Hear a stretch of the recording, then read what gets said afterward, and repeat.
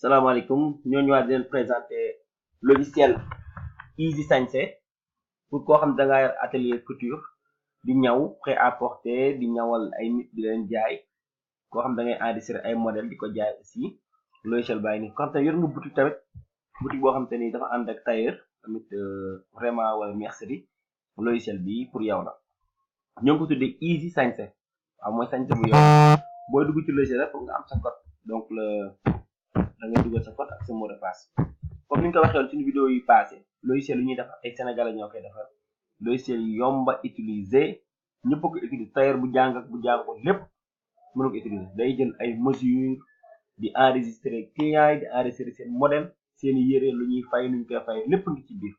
yaay choisir voilà donc bu duggee ba connecté wu logiciel bi ni lay mel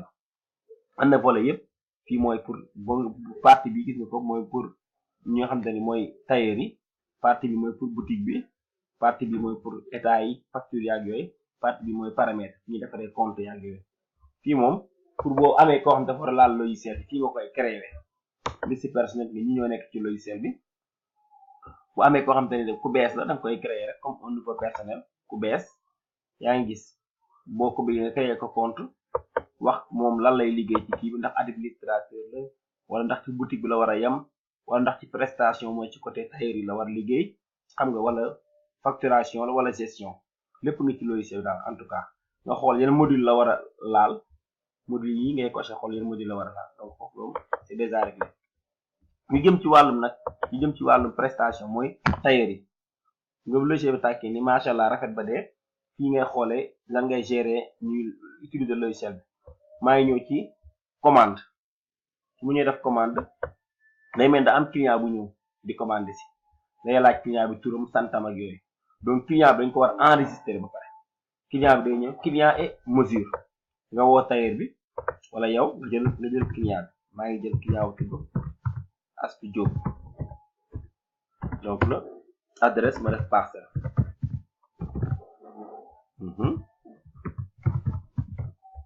téléphone ma def benn numéro téléphone 451 32 femme âge puisque client yi doo mën laaj sa carte d'identité da ngay xool rek xayma wala nga xool âge bi nga am na 30 ans ma ajouté client bi mu ne client ajouté veuillez ajouter ses mesures nga xool turu mesure bi moom ma def mesure simple longueur pantalon ma bind donc longueur hanche ma bind damay def ni rek au hasard nag longueur taille ma bind 1m82 bassin ma bind donc yi moom tailleur yi ñoo ko xam genou nga bind donc dañoo jël nag mesure professionnelle nga xamante ni lépp mën na cee nekk épaule nga bind 43 donc daal yëpp ngi ci donc ngay xool yëpp mesure am yëpp nga bind cou nga bind ba mu jeex daal ba mu mat macha allah boobu yi nga bind moom du ko tenir en compte nga def ajouter mesure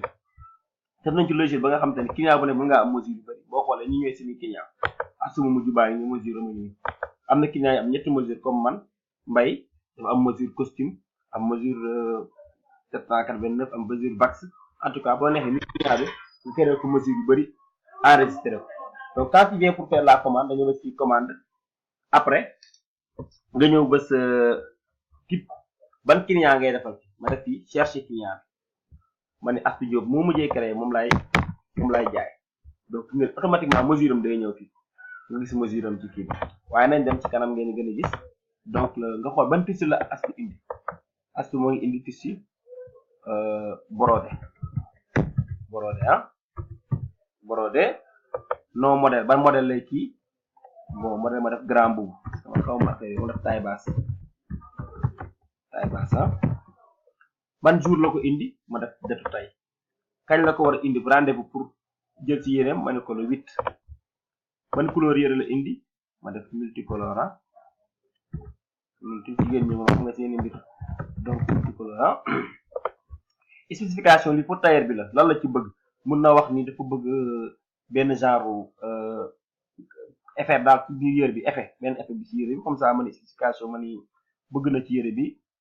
daamine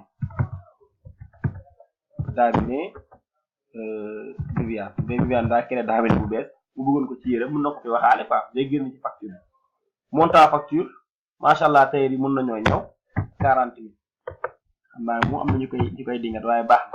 na acompte ñaata la dugal ci xaalis mu dugal 20 000 nekk ñu def fi xaalis ku jàngul ku gisee fi xam ne fii la xaalis war a dugg dese na 20 000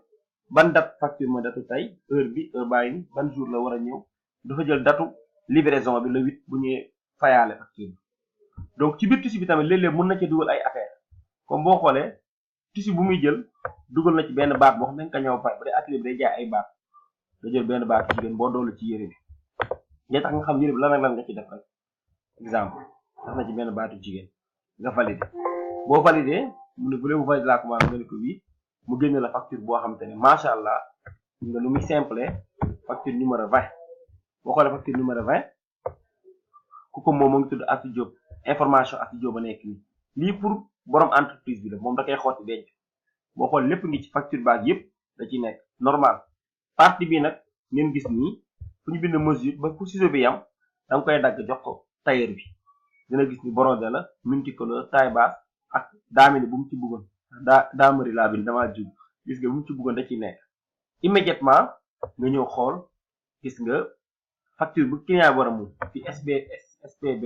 mooy entreprise bu Thiam et frère yi ci entreprise bu mag tamit boo xam te ne day def ay ñaw ak yooyu noonu di jaay ay machine nekk Parcelles Assainies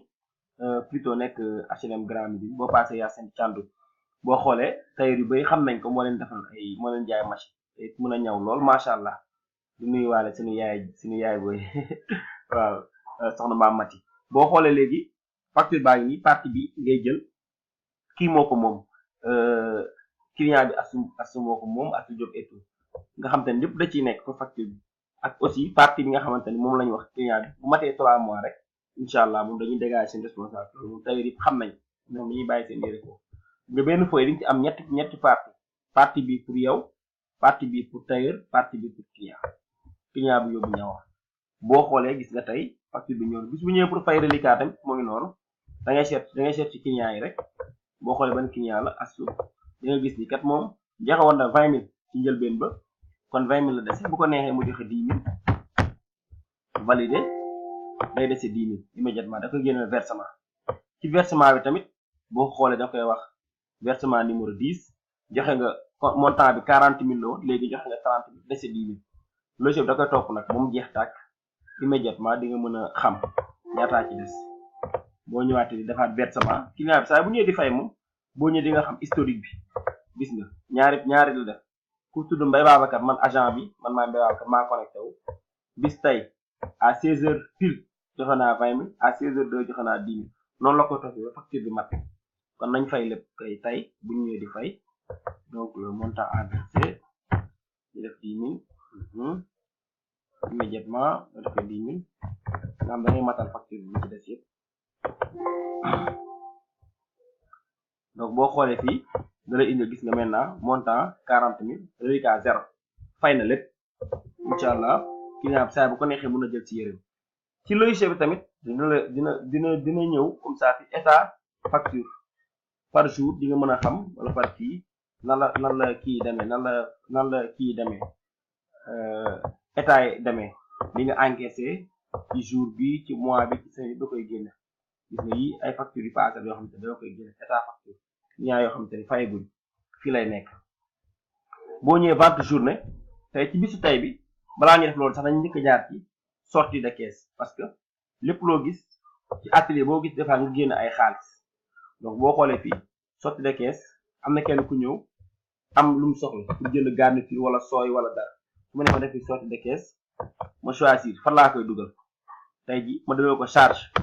ma jël benn sooy parce que tamit ki tailleur yi tamit dañoo naqaree liggéey foog ngay enregistrer lu ñuy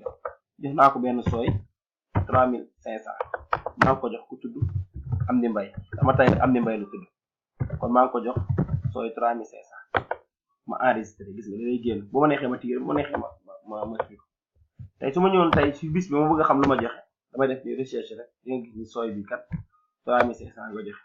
boo defee depuis le benn date bu sooy tamit li nga mës a def comme sorti day génn gis nga Souley Touré mi joxoon naa ko 777 ah Souley Touré moo defoon loolu benn dépense Mbaye Babacar jox na benn sooy joxe na renfort repas gis nga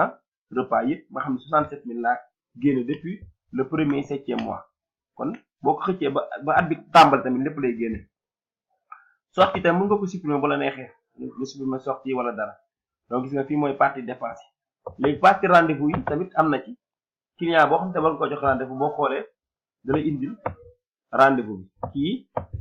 am na yére bu mu war a jël ci mooy taille basse bi mu war a jël ci mu ngi ko war a jël ci le 8 mu ni dans 7 jours war nga koo jox yére xam nga boo defee depuis le premier tamit dina la génne facture yëpp gis nga image bi ci suuf boo jëlee Paw Astou bi image bi génn bu dee bu passé rek dina indi image bu wane ni kat client bu ñëw di xulloo si la wala yooyu noonu ndax bu dee daa dépassé te joxoo ko rek dafay affaire pour yéen tailleur yi tamit ngeen mën di bàyyiwaale xel loolu donc voilà boo ñëwee fii ci vente journée di nga mën a xam journée bi tey comme bisu tey lan ak lan laa fi def ki yor taille basse bi fay na 20 000 fay 10 000 fay 10 000 40 000 waaye tamit def naa benn sortie de 3500 boo xoolee ko logiciel bi dalay xamal lépp lu mu demee danaa la kat tey def nga en total 40 000 ci boutique bi dugalagoo dara mais def nga sortie 3500 mu desee la 36 500 ci sa caisse par jour loolu tamit am na solo ci logiciel bi nga mën di ko xam bu sa client demee ba pare tamit bu nga def client modèle client gis nga fi ay modèle la bu aw modèle bu nga dugg tànk analyse boobu jéggalu boo gisee benn client comme Astou Diop bi bu yërëm pare bu la neexee nga dugal ci image modèle pour xool ma jox la exemple comme tey kii nii pare na ma bëgg a dugal modèle yére bi pour bu ëllëgee rek bu amee client bu bees nga mën a xool ban modèle moo ci nekk donc il faut nag nga am ci machine bi ay image arma ko nag am na image moo waraloon sax ngeen gis image analyse boobu parce que ñu léegi dañuy am ay ñuy liggéey ci lu mel noonu donc ma xool image fan laa ko mën a fekk Touba ba c'est ça ma jël image bi supposons bu ñëwee ba pare lii mooy image yi rek mu ko enregistré bu toogee ay at ñëwaat tey boo ñëwee def image modèle koo bësee dina la génne modèle yu yéreem gis nga yi ñëpp seeni modèle la bu amee ko xam dafa am ñaari modèle tamit day génne ñaari modèle bu amee benn modèle mu génne benn modèle donc loolu tamit am na ci logiciel bi bu amee client bees tam nga kaa jaaree dafa di ko wat ay modèle comme boo xoolee kii modèle yu bari la am mën na génne modèle yëpp nu mu demee loolu am na ci solo li moo nekkoon partie prestation am na benn partie boo xam partie boutique la boo xam te ne da ngaa am sa prêt-à-porter di fa jaay parce que boo xoolee fenêtre sax bokkuñu fii ay produits yi nga yor ba pare moom ngay jaay comme tey bu client ñëwee di jënd yëre boo xam ñaaw nga ko ba pare mën nga ñëw fii bés mbubu simple da nga ko jaay benn fii tam nga jaay ko ci benn am na ñaari façon remise bu la neexee nga wàññi ko ci 5% ci yëre bi bu la neexee tamit nga wàññi ko remise sur facture bi léegi am na ki ñoo xam danaan la kii bi kat 200 nangam la mun la wàññil ma 18 750 loolu tamit mun naa nekk xam nga ñaari remise def nañ ko ci donc boo ko ci wàññee 18 750 tu vas voir que gis nga 18 700 gis nga 200 000 rond ci des voilà nga valider ban client la nga ñëw cherche ban client la bon xama jaay ko Souley Touré nga valider boo valider rek immédiatement tam mu génne la beneen façon facture gis nga toujours même entreprise moo ci nekk boo la ñëwee yéen seen entreprise dañ ko ciy def ak seen logo seen lépp da ci nekk macha allah donc le liste vente boo ñëwee di nga xool li nga jaay yépp di nga ko gis fii ba ci facture bu mujj bi di nga ko gis fii nii ci suuf donc le règlement boo ñëwee di fay facture tam mu ngi ci di nga mën a constater règlement yi et tout donc fii tamit am na produit bu dee da nga am produit boo xam da nga koy dool produit yi rek ñoo nekk ci logiciel bi bu dee produit bu bees mu nga def defoo nga dolli ci produit bi avec catégorie ak yëpp baatu góor baatu jigéen robe chemise yëpp nga dugg ko ci logiciel bi après nga mën koo jaay te ñaari parties dañoo am interconnexion ndax boo xoolee tey jii fii su ma ñëwoon tey produit yi ngeen gis fii moo nekkoon sànq ci vente bi boo ñëwee di vente boo nee nga gis yenn produit yoo xam te ne boo demee fee di nga ko fa fekk boo ñëwee fii di nga ko fekk booy def commande produit yi ñoo nekk nii waaw tey boo ñëwee facture journée vente journée lu koy jaayaale day génnaale fii gis nga 200 000 yu sànq yi day génnaale fii donc daal logiciel baa ngi nii pour yéen la boo leen soxlaa boo la ñu jëlee dinañ leen expliquer lépp daal lu ci war waaw lépp lu ci war daal ci logiciel bi nga xam ne soxla ngeen ko leen ko indi ok merci beaucoup